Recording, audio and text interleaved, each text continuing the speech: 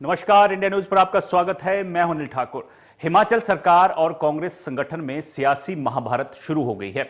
लंबे वक्त से कांग्रेस में अंदरूनी कलह चल रही थी। इससे पहले कांग्रेस के दिग्गज नेता राजेंद्र राणा ने फेसबुक पोस्ट के जरिए महाभारत छिड़ने जैसे संकेत दे दिए थे। अब पार्टी प्रदेश अध्यक्ष प्रतिभा सिंह के सियासी हमले के बाद शीत युद्ध जो है वो खुलकर सामने आ गया है। इससे आने वाले दिनों में सरकार और संगठन में तनातनी और बढ़ सकती है। कांग्रेस सरकार का 1 साल का कार्यकाल पूरा होने जा रहा है। सरकार 11 दिसंबर को धर्मशाला में जश्न मनाने की तैयारी कर रही है। इसी को लेकर मुख्यमंत्री ने विधायक दल की बैठक शिमला में बुलाई, जहां कार्यक्रम की रूपरेखा तैयार की गई। बैठक में कांग्रेस अध्यक्ष प्रतिभा सिंह और संगठन के नेताओं को तरजीह ना दी गई। इसके बाद कांग्रेस प्रदेश अध्यक्ष प्रतिभा सिंह ने खुलकर नाराजगी जाहिर की है। प्रतिभा सिंह ने कहा है, मुझे कॉन्फिडेंस में नहीं लिया गया। सरकार का 1 साल पूरा होने पर मनाए जाने वाले जश्न के कार्यक्रम की मुझे कोई जानकारी नहीं है। जहां इस कार्यक्रम की रूपरेखा तैयार हुई, वहां हमें नहीं बुलाया गया है। सीएम खुद संगठन से निकले हुए नेता हैं। पार्टी और कार्यकर्ताओं को तरजीह देना जरूरी है। संगठन में तालमेल अहम है, नहीं तो कार्यकर्ताओं का मनोबल टूटता है। लोकसभा चुनाव सर पर हैं। कार्यकर्ताओं के मनोबल को बढ़ाने की जरूरत है ताकि हम 2024 में भाजपा के सामने मजबूती से उतर सके। वहीं बीजेपी अध्यक्ष राजीव बिंदल ने सरकार के 1 साल के कार्यकाल को काला अध्याय बताते हुए सुक्खू सरकार के कामकाज पर सवाल भी उठाए हैं। आप सुनिए प्रतिभा सिंह ने क्या कुछ कहा है। अब 1 साल का ये जो कार्यक्रम है, इसके बारे में मुझे ज्यादा जानकारी नहीं है। मुझे ज्यादा कॉन्फिडेंस में लिया नहीं गया, ना मुझे पता है कि किस तरीके से सरकार इसकी तैयारी कर रही है। अगर मैम बात की जाए, जिस तरह से मुख्यमंत्री लगातार जो है बैठकें भी कर रहे हैं, क्या आपके साथ भी कोई बैठक अभी तक हुई है? कोई आपके साथ चर्चा इस बारे में हुई है? नहीं, मुझे उन्होंने ना इंटीमेट किया है, ना मुझे पता है। पर मुझे ये लगता है कि देखो, आखिरकार सरकारें भी संगठन के द्वारा ही बनती है। संगठन ने काम किया तभी सरकार हमारी बन पाई है। और आज अगर हम सरकार के रहते हुए, अपनी सरकार के होते हुए संगठन को नजरअंदाज करेंगे तो वो बात ठीक नहीं है। तो क्या लगता है, सरकार और संगठन में तालमेल की कमी है? इसमें क्या मुख्यमंत्री को संगठन से तालमेल बनाना चाहिए? देखिए, मुख्यमंत्री जी स्वयं संगठन से उभरे हुए आदमी हैं। वो हर बार संगठन की बात करते हैं। वो कहते हैं मैं एनएसयूआई में रहा, यूथ में रहा, और आज वो देश के प्रदेश के मुख्यमंत्री है। तो मैं चाहती थी कि वो संगठन को भी मजबूती देते, संगठन के कार्यकर्ताओं को अभी मनोबल बढ़ना था। संगठन का जो काम है वो अगले हमारे 24 के चुनाव में काम आना था। सभी में एक तालमेल बनाना की आवश्यकता है। इस तालमेल को अगर हम बनाए रखेंगे, हमारे कार्यकर्ताओं में जोश आएगा, उनके हम काम करेंगे, तभी वो अगले चुनाव के लिए तैयारी करेंगे और चुनाव का सामना करने के लिए हम मजबूत हो पाएंगे। हिमाचल प्रदेश में 11 दिसंबर 2022 को कांग्रेस पार्टी की सरकार सत्ता में आई। 11 दिसंबर 2023 को सुखविंदर सिंह सुक्खू जी के नेतृत्व वाली कांग्रेस पार्टी की सरकार के 1 वर्ष पूर्ण होने जा रहे हैं। ये 1 वर्ष हिमाचल प्रदेश के इतिहास एक ऐसा साल है जब विकास पिछड़ गया। हिमाचल प्रदेश जो विगत 5 वर्षों में तेज गति से आगे बढ़ रहा, उसके सभी कार्यों को बंद करने का श्रेय कांग्रेस सरकार को जाता है। 1500 से ज्यादा संस्थान जो भाजपा सरकार द्वारा खोले गए थे, जनहित में खोले गए थे, जनता की सुविधा के लिए, जनता की मांग पर खोले गए थे, उन संस्थानों को बंद करने का एक अन्यायपूर्ण कार्य इस वर्तमान कांग्रेस सरकार ने किया। कांग्रेस सरकार ने और इस 1 साल के अंदर हिमाचल प्रदेश को बहुत पीछे ले जाकर के खड़ा। तो आपने सुना, प्रतिभा सिंह को भी सुना और बीजेपी प्रदेश अध्यक्ष राजीव बिंदल को भी सुना। प्रतिभा सिंह जो हैं वो खासी नाराज दिख रही हैं सरकार से, और उन्होंने कहा है कि सरकार और संगठन में जो है वो तालमेल की ज़रूरत है ताकि हम लोकसभा चुनाव में मजबूती से उतर सकें। वहीं राजीव बिंदल जो हैं 1 साल के कार्यकाल पर सवाल उठा रहे हैं और काला अध्याय एक साल को बता रहे हैं कि कांग्रेस ने जो काम किए वो एक काला अध्याय है और उन्होंने संस्थान बंद करने के अलावा कुछ नहीं किया। इस पर चर्चा करेंगे। रणधीर शर्मा बीजेपी की तरफ से विधायक जुड़ गए हमारे साथ, विजय डोगरा कांग्रेस की तरफ से और ईशान जो है आम आदमी पार्टी की तरफ से जुड़े हुए हैं। आप सभी का स्वागत है। विजय डोगरा जी, सबसे पहले मैं आपके पास आना चाहूंगा। प्रतिभा सिंह जी क्यों नाराज हैं? सबसे पहले तो सभी जो चर्चा में हिस्सा ले रहे हैं, भाजपा के वक्ता हैं, विधायक श्री रणधीर शर्मा जी और ईशान जी, इन सबको मेरा नमस्कार। और जो जनता जुड़ी है उनको भी मेरा साधुवाद। आज जिस विषय पे आप चर्चा कर रहे हैं, क्योंकि श्रीमती प्रतिभा सिंह क्योंकि प्रदेश अध्यक्ष हैं, कांग्रेस संगठन की मुखिया हैं, और उन्होंने अगर कोई बात कही है तो उसके ऊपर सरकार के जो हमारे मुखिया हैं, मुख्यमंत्री हैं, वो इसको बड़ी संजीदगी के साथ लेंगे और उनके साथ वो पूरी चर्चा भी करेंगे। और क्योंकि प्रतिभा सिंह जी प्रदेश अध्यक्ष होने के नाते उनकी एक कार्यकर्ताओं के प्रति एक जिम्मेदारी भी है, जिस जिम्मेदारी के तहत वो कह रही है। लेकिन मुझे लगता है कि पहले क्योंकि सरकार ने विधायक दल की बैठक की है और उस विधायक दल की बैठक में जो कुछ बातें चर्चा की होगी, उसके बाद वो संगठन के मुखिया के साथ वो इसके ऊपर बैठ के, क्योंकि कल जैसे एक आदेश आया है, कल हमारे सभी ब्लॉक्स में इस 11 दिसंबर को जो एक कार्यक्रम हो रहा है, एक साल पूर्ण होने पर धर्मशाला में, उसकी तैयारियों को लेकर हर ब्लॉक अध्यक्ष अपनी बैठक करेगा विधायकों के साथ, या जो लोग वहां से नुमाइंदे रहे हैं उनके साथ बैठ के एक बेहतर तालमेल के साथ हम इस कार्यक्रम को करेंगे। लेकिन ये बात ये पक्की है कि कार्यकर्ता और सरकार के बीच जो एक सामंजस्य की बात है वो भी अहम है। और क्योंकि प्रदेश अध्यक्ष सुखविंदर सिंह सुक्खू छात्र राजनीति से आए हैं, वो जानते हैं कि किस तरह से सब साथ लेके चलना है, और वो कोशिश भी कर रहे हैं और वो काम भी कर रहे हैं। ये जो एक साल का जो वर्ष का जो कार्यक्रम है, ये कार्यक्रम अपने आप में एक ऐतिहासिक होने वाला है। जबकि प्रदेश क्योंकि जूझ रहा है कई समस्याओं से पिछले एक वर्ष से, लेकिन उसके बावजूद भी प्रदेश के माननीय मुख्यमंत्री ने बहुत अच्छे काम इसमें जितने हमारे संसाधन थे, उन संसाधनों के माध्यम से वो आगे बढ़े और प्रदेश में हर वर्ग को साथ लेके चलने की एक कोशिश भी उन्होंने की है। और जहां तक विकास की बात है, अभी मैं सुन रहा था कि भाजपा के प्रदेश अध्यक्ष माननीय डॉक्टर बिंदल जी ये कह रहे थे कि काला अध्याय है। मैं ये समझता हूं कि इस तरह की बातें, क्योंकि वो विपक्ष में है, वो कह सकते हैं, लेकिन फिर भी इस प्रदेश में इन चीजें बड़ी महत्वपूर्ण हुई है। जब से सरकार बनी, प्रदेश के संसाधन कैसे थे उसको भी आप जानते हैं। और अन्य बात बड़ी खास ये है, जब से सरकार बनी, सरकार को चुनौतियों का सामना तो करना ही था। उन चुनौतियों का सामना करने के साथ साथ प्रदेश को किस तरह से आगे बढ़ाया, उसके ऊपर प्रदेश के माननीय मुख्यमंत्री ठीक है, सहयोगियों के साथ चलिए ठीक है। मैं एक बार रणधीर शर्मा बीजेपी के विधायक जुड़ चुके हैं, उनसे भी कुछ पूछ लेता हूं, सवाल कर लेता हूं और आपने जो सवाल किए हैं उसका जवाब भी ले लेता हूं। रणधीर शर्मा जी, आपको आवाज मिल रही है? जी जी जी जी। अच्छा, 3 राज्यों में भाजपा की बम्पर जीत हुई, उसके बाद जयराम ठाकुर ने कहा कि प्रदेश में अब हिमाचल में भी कांग्रेस सरकार की कोई गारंटी नहीं है, और उसके अगले दिन प्रतिभा सिंह का बयान आता है कि हमें नजरअंदाज किया जा रहा है।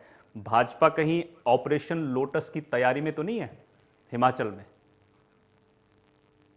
देखिए, हमने कई बार कहा है, भारतीय जनता पार्टी किसी सरकार को गिराने का काम नहीं करती। परंतु हमने शुरू से कहा है, ये सरकार अपने भार से ही गिर जाएगी, अपनी गलतियों से ही गिर जाएगी। और एक गलती आज उनकी ही पार्टी की प्रदेशाध्यक्ष ने जाहिर की है। जिस तरह से सरकार और संगठन में तालमेल की कमी को उनकी प्रदेशाध्यक्षा ने उजागर किया है, बड़ा गंभीर विषय। ठीक है, कई बार तालमेल की कमी होती है, परंतु उसको सार्वजनिक करना, इसका मतलब पीड़ा बहुत ज्यादा है, दर्द बहुत ज्यादा है, तब जाकर मीडिया में बोला गया। और प्रदेशाध्यक्ष भी कौन, जो उनकी एकमात्र सांसद है और पूर्व मुख्यमंत्री स्वर्गीय राजा वीरभद्र सिंह जी की पत्नी, एक पार्टी के अंदर एक बहुत बड़े रैंक एंड फाइल वर्कर्स को वो रिप्रेजेंट करती, उनकी अनदेखी करने का मतलब कांग्रेस पार्टी में गुटबाजी है। कांग्रेस पार्टी एक नहीं अनेक गुटों में विभाजित है, उसका उदाहरण उनके बयान से भी मिलता है। और जो सरकार की कार्यप्रणाली चली है, जो एक साल में सरकार ने जिस तरह से काम किया है, उससे भी उनकी गुटबाजी जाहिर होती है। चाहे वो मंत्रिमंडल के गठन को लेकर देखें, चाहे वो सीपीएस की ताजपोशियों को लेकर देखें, चाहे वो चेयरमैन वाइस चेयरमैन की नियुक्तियों को लेकर देखें, हर मामले में उनकी गुटबाजी उजागर हुई है, जिसके कारण असंतुलन सरकार में भी नजर आ रहा है, चाहे वो क्षेत्रीय असंतुलन हो, चाहे जातीय असंतुलन हो। तो कुल मिलाकर इतने अधिक विषय और इतने गंभीर विषय है कि ये सरकार स्वयं अपने भार से गिर जाएगी, उसे किसी को गिराने की आवश्यकता अच्छा, नहीं। ये कंफर्म है कि सरकार गिर रही है अपने भार से? जो आजकल इस सरकार में चल रहा है, जिस तरह से उनके मंत्री बयानबाजी कर रहे हैं एक दूसरे के खिलाफ, जिस तरह से संगठन के पदाधिकारी, संगठन के अध्यक्ष बयानबाजी कर रहे हैं, और सीपीएस का मामला अदालत में चल रहा है, देखते जाइए आने वाले समय में क्या होता है। ठीक है, ठीक है, ठीक है। रणधीर जी, आपके पास आऊंगा मैं दोबारा। ईशान जी, आपसे सवाल ले लेता हूं मैं। देखिए, बीजेपी तो कह रही है कि अपने भार से सरकार गिरने वाली है। क्या चल रहा है कांग्रेस संगठन में और सरकार में? सबसे पहले तो मैं सभी को गुड इवनिंग करना चाहता हूं, जो भी माननीय गण इस डिबेट में पार्टिसिपेट कर रहे हैं उन सभी को आम आदमी पार्टी की तरफ से। जो एग्जिस्टिंग अभी जो गवर्नमेंट है, गवर्नमेंट ऑफ हिमाचल, उनको बहुत सारे सबमिशंस की जरूरत है। जो लोकल जो बॉडीज हैं या जो लोकल पब्लिक है इन जनरल, उनसे अभी का, जैसे मुझे एक कॉल आया है सुल्तानपुर से, और वो कॉल है इस कंटेक्स्ट में कि जो बीएड की एडमिशंस हो रही हैं एचपीयू के थ्रू, वो पेड जो कोटा है, उसमें जो पेड कोटे की एक सर्टेन लिमिट होती है, जो 20,000 या 35,000 या 50,000 होती है, उसमें 5 लाख तक वो ली जा रही है। पर फिर भी जो बच्चे हैं उनको एडमिशंस नहीं दी जा रही है, और वो नोटिफिकेशन के माध्यम से भी नहीं बता रहे हैं। और उसमें से एक स्टूडेंट है अलीशा, वो शायद कल एचपीयू में जो अजय कुमार जी हैं उनसे पर्सनली मिलने जा रही हैं। और बच्चों का जो भविष्य है वो ज्यादा अंधकार की तरफ इसलिए भी जा रहा है कि बच्चे जब एक सर्टेन प्रोसीडिंग फॉलो कर रहे हैं, वो चाहते हैं कि हम पढ़े, एजुकेट हो और अपना एक इकोनॉमिक इंडिपेंडेंस की तरफ बढ़े। अब अगर वो उनका राइट ही एक्सटेंड हो जाएगा, तो आप खुद ही इस चीज से अंदाजा लगाइए कि भविष्य की ओर जा रहा है। ये तो एक अच्छा, कांग्रेस के भविष्य के बारे में थोड़ा बात कर लीजिए पहले। जी सॉरी सर, मुझे आपकी आवाज नहीं आ रही, क्या कह रहे हैं आप? मैं पूछ रहा हूं कि सरकार और संगठन में जो चल रहा है कांग्रेस में, उसके बारे में। जो सबसे बड़ा जो लैग है वो यही है कि जो पॉलिटिकल अलाइनमेंट नहीं है थॉट प्रोसेस में, जो हायर कमान है और जो एग्जिस्टिंग सीएम है ठाकुर सुखविंदर सिंह सुक्खू जी और प्रतिभा सिंह जी के बीच वो नहीं है। उसकी कॉन्सिक्वेंसेस जो लार्जर जो नेशनल आप उसमें देख रहे हैं, जैसे अभी राजस्थान में और मध्य प्रदेश में और तेलंगाना में सिर्फ कांग्रेस जीत पाई है, उसमें भी बीआरएस वाला एक कंपोनेंट है उस वजह से। बट वो 3 और 1 से आ रहे हैं, तो नेशन तो मुझे नहीं लग रहा है कि वो चाह रहा है कि कांग्रेस एग्जिस्टिंग विपक्ष में बैठे। वो चेंज आ रहा है, और जिसका जो पॉइंट ऑफ व्यू है वो इन जनरल देखा जा रहा है सभी के। ठीक है। विजय डोगरा जी, ये बताइए मुझे, 11 तारीख को प्रतिभा सिंह शामिल होंगी कार्यक्रम में? और क्यों ये गुटबाजी क्यों सामने आ रही है? देखिए, पहले राजेंद्र राणा ने पोस्ट की थी कि आने वाले टाइम में तलखियां बढ़ेंगी, उनकी बात सच हुई। सुधीर शर्मा अलग नाराज हैं। तो ये सारी चीजें सामने आ रही है लोकसभा चुनाव से पहले। कैसे आप चुनाव में जाएंगे? क्योंकि कांग्रेस तो कल प्रवक्ता कह रहे थे आपके कि हम 4 सीटें जीत रहे हैं हिमाचल में। तभी अनिल जी, मैं सुन रहा था कि जो प्रश्न आपने पूछा है बड़ा महत्वपूर्ण प्रश्न, और ये महत्वपूर्ण इसलिए भी है कि ये कांग्रेस का संगठन बहुत पुराना संगठन है। छोटे मोटे मुटाव तो सभी घटनों में रहते हैं, लेकिन जैसे प्रतिभा सिंह जी हमारी क्योंकि माननीय प्रदेशाध्यक्ष और बड़ी परिपक्व नेत्री हैं, हमारी CWC की मेंबर हैं, सांसद हैं, वो ये जानती हैं कि उनका अपना पक्ष रखना वो उनका एक दायित्व है, लेकिन उतना ही दायित्व हमारे प्रदेश के माननीय मुख्यमंत्री जी का है। और हमारे माननीय मुख्यमंत्री जी इस मामले में बहुत अच्छे सक्षम व्यक्तित्व के धनी, और वो बड़ी परिपक्वता के साथ इस सारे मसले पे उनसे चर्चा की होगी, और ये मुझे पूर्ण विश्वास है कि वो बिल्कुल कंधे से कंधा मिला के हमारा सरकार और संगठन इस 11 तारीख को आपको दिखेगा। और जहां तक गुटबाजी की बात है, गुटबाजी किस संगठन में नहीं होती है, लेकिन गुटबाजी कांग्रेस संगठन में नहीं है। और ये कहना कि गुटबाजी है, हम लोग क्योंकि राजनीतिक नहीं, रणधीर शर्मा जी ने बोला भी कि गुटबाजी है कांग्रेस में। और मैं आपको एक चीज और बता दूं कि 3 राज्यों में जीतने के बाद जो है ना, भाजपा के जो कार्यकर्ता हैं, जो संगठन इतना मजबूत है, कार्यकर्ताओं का मनोबल 7वें आसमान पर है। प्रतिभा सिंह कह रही थी कि हमारे कार्यकर्ताओं का मनोबल टूटेगा ऐसे। बिल्कुल अनिल जी, आपकी बात ठीक है, उनका मनोबल बहुत ऊंचा है, लेकिन हमारा मनोबल भी टूटा नहीं है। हम भी, हमारे हौसले अभी भी बुलंद हैं, और क्योंकि हम देश की आवाज हैं। कांग्रेस ने इस देश में आजादी से लेके आज दिन तक जो कुछ किया है, लेकिन ये कुछ छुटपुट बातें होती रहती हैं। संगठन एकजुटता के साथ और सरकार इकट्ठे मिलकर इस 11 तारीख के कार्यक्रम को बड़े बखूबी करेंगे। अच्छा, और जहां तक सवाल है कि हम लोग क्योंकि इस प्रदेश के माननीय मुख्यमंत्री ने जिस तरह से इस आर्थिकी को बढ़ाने के लिए जो सोर्सेज जो संसाधन है उनको बढ़ाने के लिए जो कदम उठाए हैं वो बड़े सराहनीय हैं, और वो जिस तरह से सबको साथ लेके चलने की हिम्मत कर रहे हैं। और जैसे कि आपने कहा भी, जो धर्मशाला में मेयर और डिप्टी मेयर के चुनाव हुए उसमें आपने देखा होगा कि सुधीर जी और सभी हमारे कांग्रेस के नेता वहां एकजुटता के साथ बैठे, वहां इकट्ठे हो।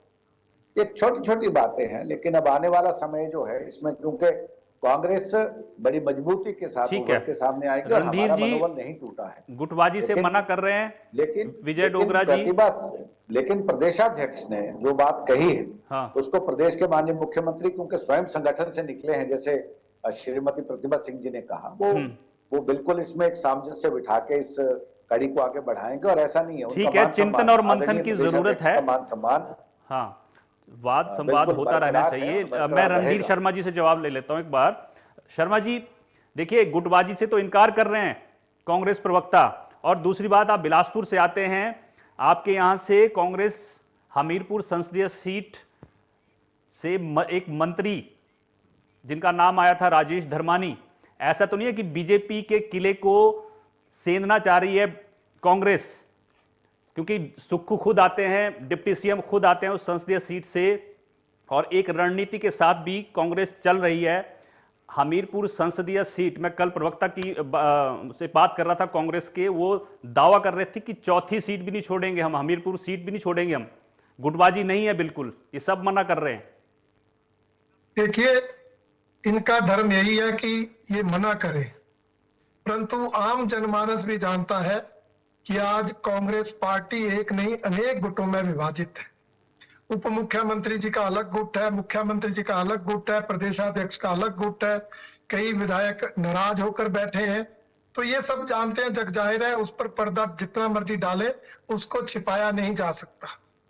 और जहां तक बात लोकसभा चुनाव की है, इन्होंने अनेक हथकंडे अपनाए, अनेक उम्मीदवार उतारे, परंतु हिमाचल प्रदेश की किसी लोकसभा सीट को जीतने में कामयाब नहीं हुए। हमीरपुर संसदीय क्षेत्र से आप तो राजेश धर्मानी का नाम लेते हैं, मैं तो कहता हूं उप मुख्यमंत्री ही लड़ ले, मुकेश अग्निहोत्री ही लड़ ले, कोई भी लड़ ले, परंतु हम हमीरपुर सीट भी जीतेंगे और हिमाचल प्रदेश की 4 सीटें जीतेंगे। ये डंके की चोट पर मैं कहना चाहता हूं। ठीक है, डंके की चोट पर देखिए भाजपा कह रही है, विजय डोगरा जी।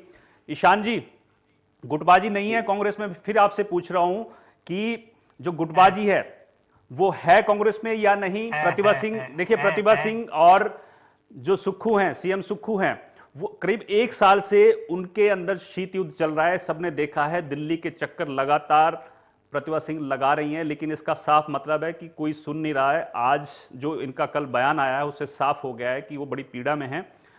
11 तारीख को बड़ा कार्यक्रम है, लेकिन उससे पहले ये कलह सामने आना, 3 राज्यों में बड़ी हार होना, और अब कार्यकर्ताओं के मनोबल का क्या होगा लोकसभा चुनाव से पहले? इसमें जो गुटबाजी वाला पॉइंट है वो बिल्कुल क्लियर है, और इस पे जो करण सर बात कर रहे हैं कि गुटबाजी है, वो है क्योंकि रिजल्ट सबको इम्पैक्ट करते हैं, और जो एक्सटर्नल रिजल्ट्स होते हैं वो इंटरनल को भी इफेक्ट करते हैं। नंबर सब कुछ बताते हैं। जैसे पिछली बार अभी जब इलेक्शंस हुए थे हिमाचल विधानसभा में, उसमें यही एडवांटेज था कि हिमाचल की कुछ सीटों में बाई इलेक्शंस भी हुए थे, तो एक वेव बनाने की कोशिश थी कि क्योंकि हमारे हिमाचल में चेंजिंग गवर्नमेंट रहती है तो उससे कॉम्पिटिटिव माहौल रहता है, और जैसे जैसे अब आम आदमी पार्टी, बीजेपी, कांग्रेस सब है, तो नेशनल लेवल पे कॉम्पिटेंस बहुत बढ़ चुका है पॉलिटिकल।